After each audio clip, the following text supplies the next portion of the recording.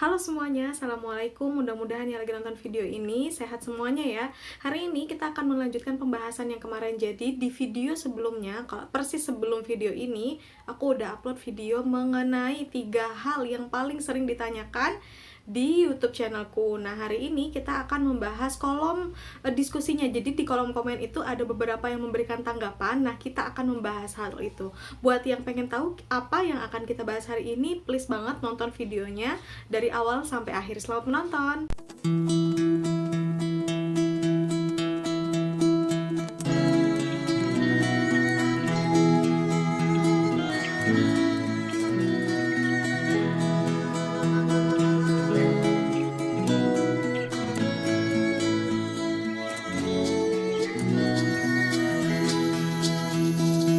Oke, kita langsung aja lihat apa sih yang akan kita bahas hari ini. Kalau kalian lihat di kolom komentar di video aku yang kemarin, yang judulnya 3 hal penting untuk YouTuber pemula, itu ada pertanyaan dari Cerita Ciwit, kakak Cerita Ciwit. Ini kakak Wit ya, kita sebutnya kakak Wit lah.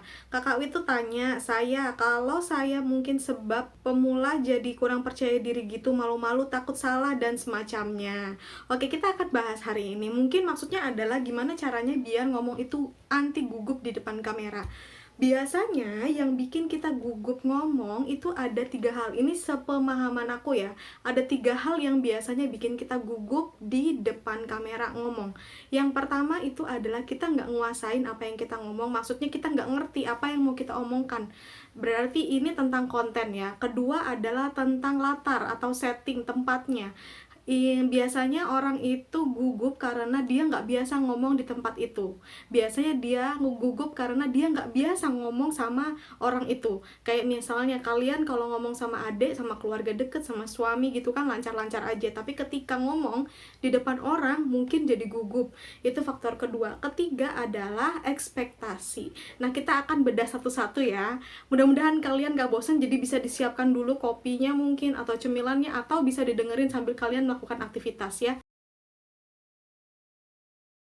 Oke, poin yang pertama adalah mengenai konten. Seperti yang aku bilang tadi, orang itu mungkin aja gugup karena dia nggak nguasain apa yang dia omongin. Dia nggak ngerti apa yang mau diomongin. Oke, sebenarnya sebelum masuk ke situ, kita harus memahami dulu bersama, harus sama-sama paham bahwa gugup itu manusiawi banget. Jadi nggak ada salahnya dengan gugup, tergantung gimana kita ngontrol si gugup ini, ya kan? Allah tuh udah ngasih ke kita berbagai macam rasa termasuk gugup.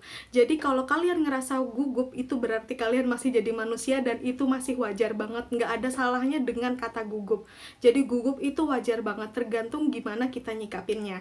Yang pertama, biasanya kalau gugup itu terjadi karena kita itu nggak ngerti apa yang mau diomongin. Misalnya nih ya, kita mau hari ini bikin konten A. Kasuistik aja ya, kita hari ini mau bikin video masak, masak nasi goreng lah misalnya, yang gampangnya gitu, masak nasi goreng. Kita kan harus paham ya, harus ngerti step by stepnya seperti apa, masak itu seperti apa, dimulai dengan apa dulu, dengan masukin minyak dulu baru nyiapin bahan, atau seperti apa. Biasanya kan kayak gitu. Yang penting untuk kalian ketahui sebelum bikin video adalah kalian mengerti dulu apa yang mau kalian lakukan.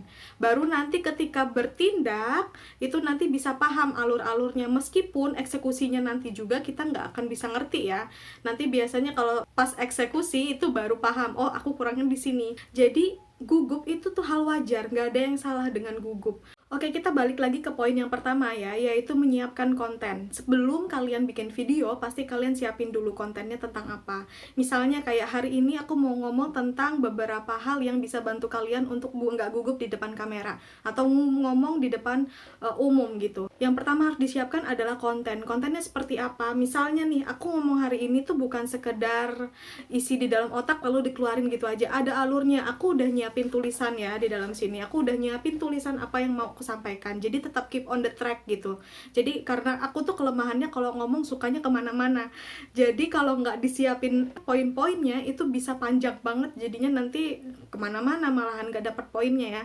Jadi itu, siapin kontennya. Apa yang harus disiapkan di dalam konten adalah tergantung apa yang mau kalian bahas. Kalian isi, misalnya aku hari ini mau membahas tentang beberapa hal yang membantu kalian bisa lancar atau tidak gugup ngomong, itu kita masukin aja tiga poin misalnya kayak gitu. Nanti baru dibedah lagi secara mendetail, misalnya dibedahnya dengan menggunakan apa, ada hal yang bisa membantu nggak di situ. Ada, kalian bisa baca-baca di Google, bisa baca-baca buku, lihat-lihat di YouTube, belajar kayak gitu ya. Jadi dilihat kontennya apa yang mau kalian bicarakan. Setelah kontennya itu nanti ditulis, ada orang juga yang nggak harus nulis ya, ada yang dia itu merangkai kata, ada yang dia itu memasang skema di dalam otaknya, jadinya nanti ngomongnya bisa lancar aja gitu, karena sudah ibaratnya udah di luar kepala. Tapi kalau aku harus ditulis supaya runut ngomongnya, jadi nggak ngelebar kemana-mana, ada guide-nya gitu. Jadi kalau misalnya udah ngomong kemana-mana, oke, kita balik lagi ke poin pertama gitu.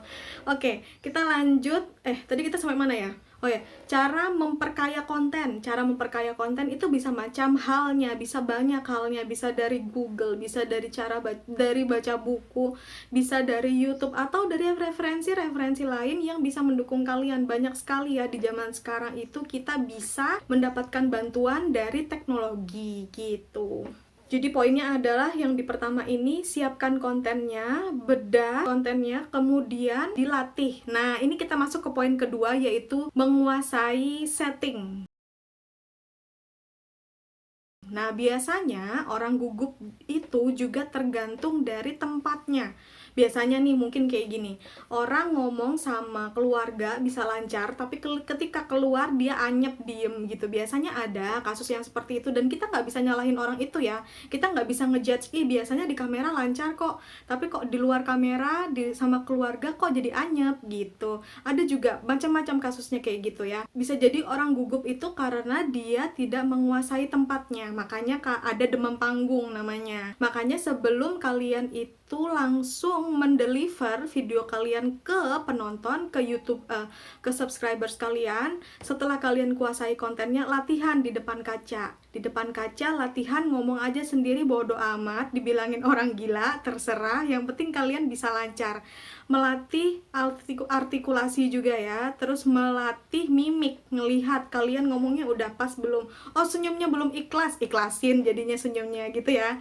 Nah, kemudian setelah kalian latih, baru kalian latihan lagi dengan menggunakan record. Jadi pakai kamera nih, cuman mungkin belum siap untuk deliver, belum siap untuk upload ke YouTube, nggak apa-apa.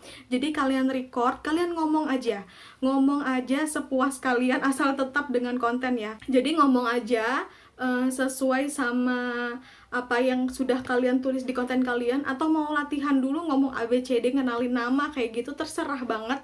Yang penting kalian latihan.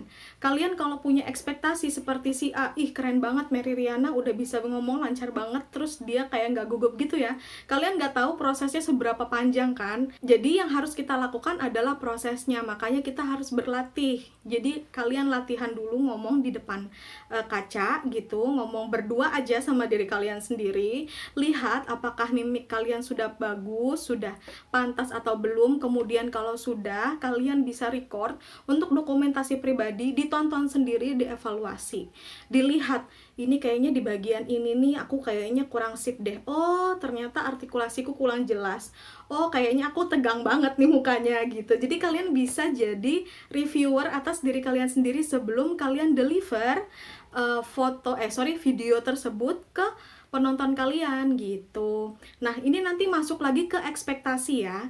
Jadi setelah nanti kalian videoin, sudah dokumentasi buat dokumentasi pribadi, baru nanti kalian shoot beneran sendirian. Kalau gugup diliatin orang-orang di kamar, aku selalu melakukan recording di kamar ya, biar nggak keganggu juga sama suara-suara. Kadang tuh keganggu kalau ada orang lalu lalang, jadi keganggu sama fokusnya gitu. Oke, kita masuk ke poin ketiga. Yang ini tuh kayaknya nyambung banget sama punya pertanyaannya Kak Wit ya,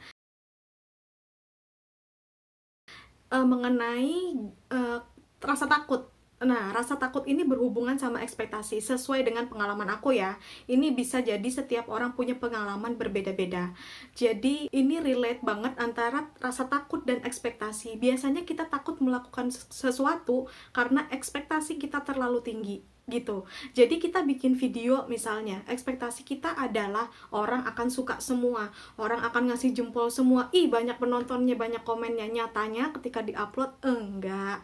Nyatanya ketika diupload ayem, adem kayak video-videoku. Beberapa minggu ini agak turun banget karena aku udah lama nggak upload video ya.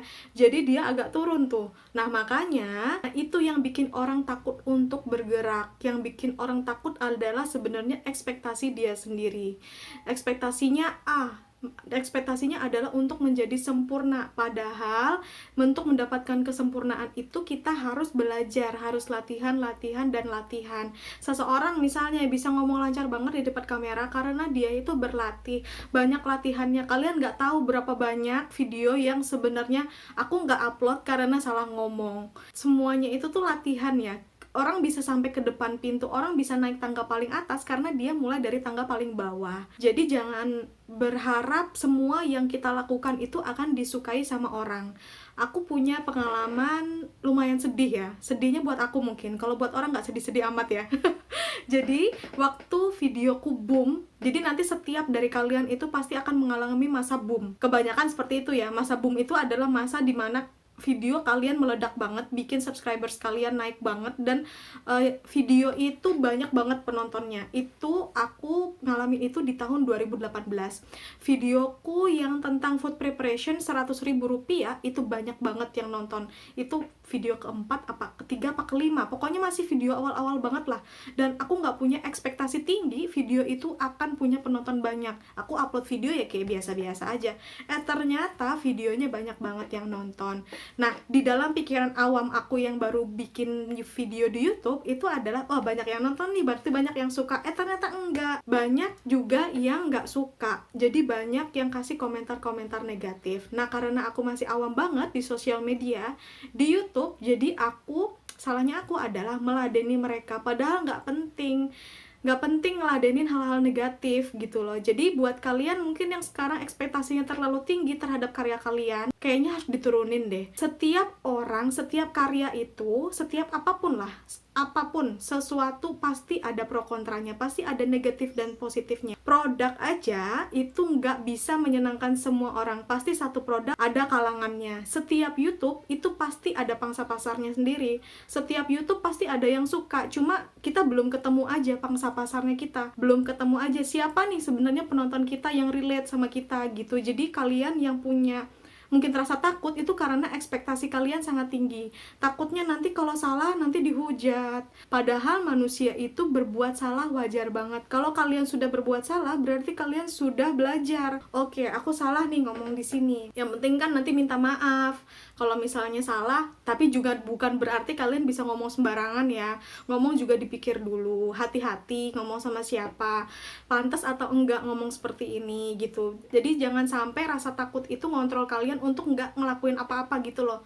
Yang bikin kita itu punya batas itu sebenarnya kadang pikiran kita sendiri, kayak ih aku nggak bisa, ih aku takut, padahal kalian tuh bisa gitu loh. Jadi semua orang itu punya waktu yang sama 24 jam dan insya Allah punya kesempatan yang sama asal mau berusaha. Nah ini udah mulai hujan nih, kayaknya suaranya bakal terganggu. Nah jadi poinnya adalah di poin ketiga tentang ekspektasi ini, kalian jangan sampai punya rasa takut yang ngontrol kalian. Rasa takut itu tetap manusiawi, gugup manusiawi, berbuat salah itu manusiawi. Tinggal bagaimana kita sebagai manusia yang punya rasa-rasa itu tuh bisa ngontrol.